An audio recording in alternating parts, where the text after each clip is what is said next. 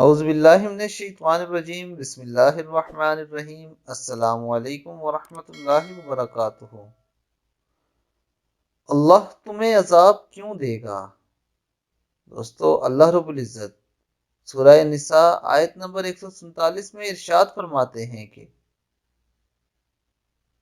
آخر اللہ کو کیا پڑی ہے کہ تمہیں خواہ مخواہ عذاب دے، اگر تم شکر گزار بندے بنے رہو اور ایمان کی روش پر چلو۔ اللہ بڑا قدردان ہے اور سب کے حال سے واقف ہے۔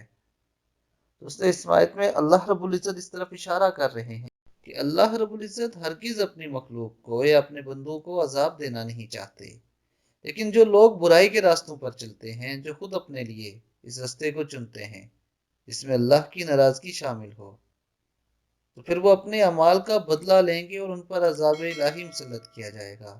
لیکن ہاں، وہ لوگ جو اللہ کے ساتھ شکر گزاری کا معاملہ کرتے ہیں اور ایمان کی روش چلتے ہیں، تو اللہ تعالیٰ ان پر اپنا رحم و کرم فرمائے گا اور اللہ انہیں اپنی رحمتوں بھرے جنت میں داخل فرمائے گا۔